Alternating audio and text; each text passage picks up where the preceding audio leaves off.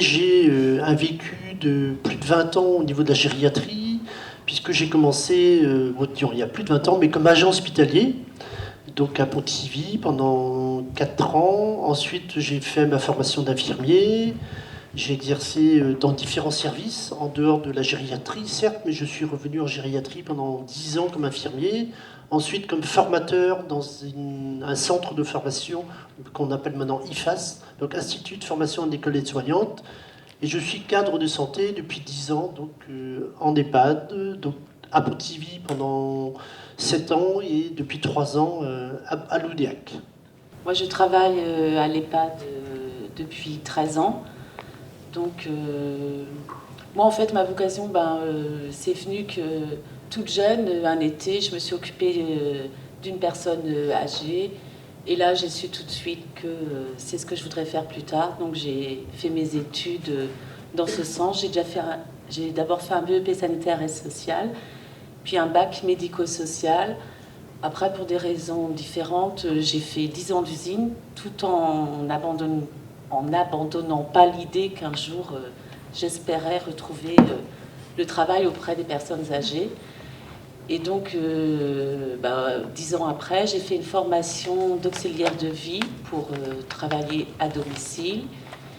Et j'ai postulé à l'hôpital. C'est là que je suis rentrée aux 4 couleurs. Et depuis, je m'y plais tellement bien que j'y suis restée. Et ça fait 13 ans que je travaille auprès des personnes âgées. Moi, je suis animatrice aux 4 couleurs depuis 2012. J'ai fait ma formation en 2010. Alors, j'ai un parcours un petit peu atypique. Parce qu'au départ, moi, je ne sais pas si vous êtes encore à l'école. Moi, j'ai passé mon bac. Après, je suis partie en fac de psycho. Fac de psycho, il y a eu des petits ratés, beaucoup de ratés. J'ai passé 3 ans quand même, mais voilà, sans avoir qu'une partie seulement du diplôme, les 3/4. Et on m'a dit que je pouvais aller dans la vie active, sauf que ça ne donne rien, un peu de psycho, bon ça aide pour toute la vie. Mais... Donc après, j'ai fait une petite pause, je me suis mariée, j'ai élevé 3 enfants, et puis après je me suis dit, bon, il va peut-être falloir quand même que je rentre un peu dans la vie active. Donc j'ai passé mon BAFA parce que j'ai intégré une association cantotonique, c'était un regroupement sur donc 2 cantons, Cléguerec et Guémené. Donc c'était pour les... C'était pour comment c'est C'était pour les enfants, c'était en fait pour développer un peu les activités qu'il n'y avait pas, que tout était centré en ville et nous on voulait que ça soit un peu développé en milieu rural, donc j'ai fait ça pendant quelques années et je devais diriger le centre de loisirs, la directrice du centre de loisirs l'été. Et entre-temps, il s'est trouvé que la mairie avait besoin de quelqu'un pour s'occuper de personnes âgées à domicile. Donc j'ai intégré le CCS en 1994. Et de là, je pensais faire juste un petit séjour. Et en fait, je suis restée 15 ans. Entre-temps, j'ai passé mon diplôme d'auxiliaire de vie. Et puis au bout d'un moment, la personne âgée me plaisait, mais j'avais pas... le travail, c'était pas forcément ça que je voulais faire. Surtout, j'étais présidente d'appel à l'école et je mettais plein d'animations en place. Et en fait, je voulais regrouper la personne âgée et j'ai découvert, ou on m'a fait découvrir le métier d'animatrice, animation option sociale. Et du coup, j'ai passé mon diplôme en 2010. J'ai passé une année à l'IRTS, ça s'appelle Ascoria maintenant. Vous connaissez peut-être. Il y a plein de formations au niveau du social. Et puis, donc j'ai passé 1 an d'alternance entre les 4 couleurs et la Rose des Sables. Et on m'avait dit que j'avais des chances d'avoir un poste après, sauf que c'était plus compliqué, qu'il a fallu d'abord que je fasse des remplacements dans le soin comme aide-soignante. Et du coup, c'était un petit peu plus long, mais je suis arrivée au bout de 2 ans quand même, animatrice. Et maintenant, je suis sur le poste. Et ça me convient très bien. Depuis combien de temps du coup?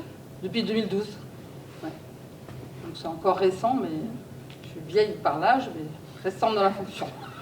Moi je travaille dans un centre de formation qui est basé à Lamballe, qui s'appelle la REP Côte d'Armor.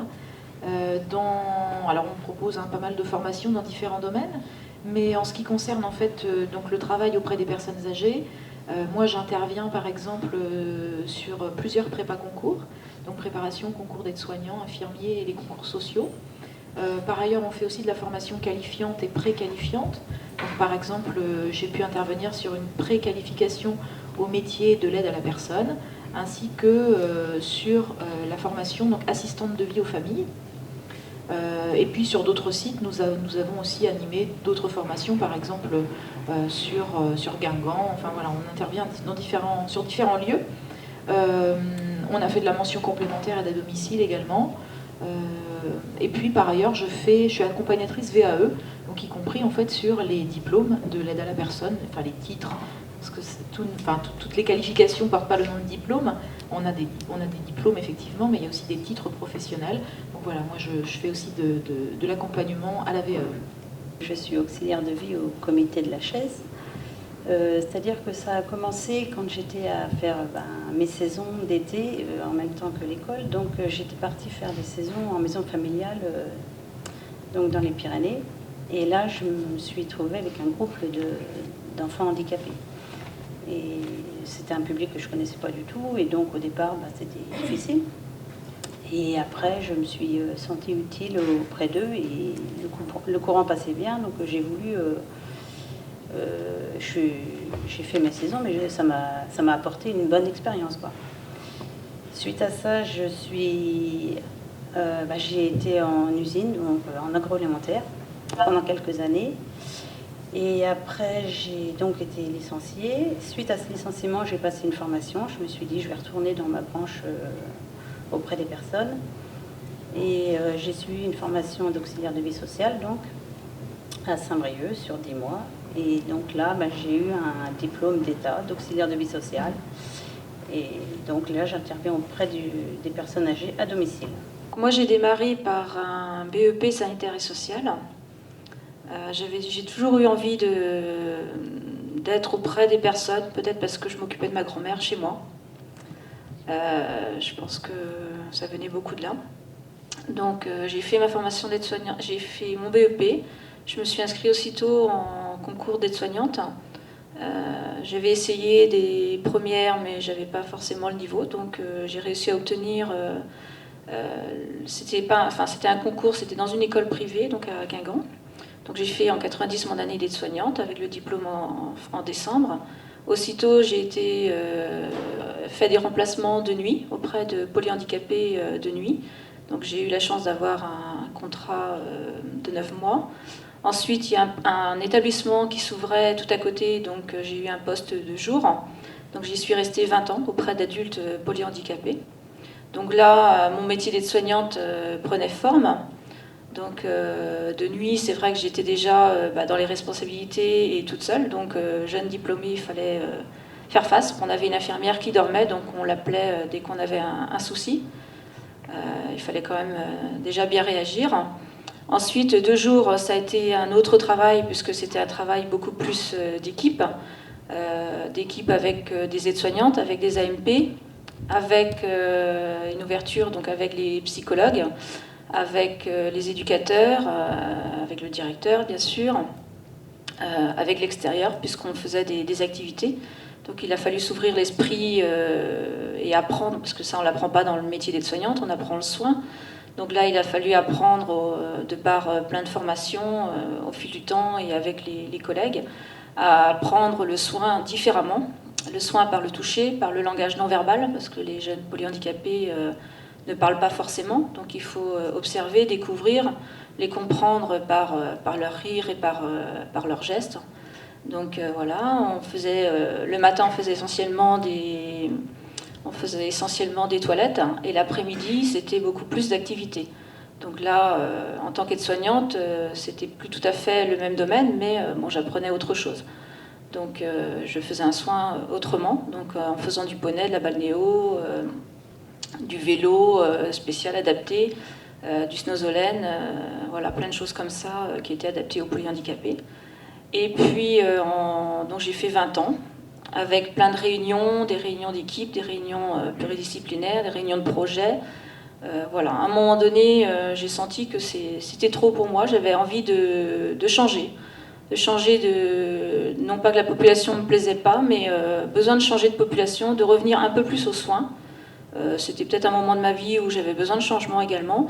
Donc du coup, je me suis lancée un petit peu au hasard en regardant ce qui pouvait se proposer comme poste.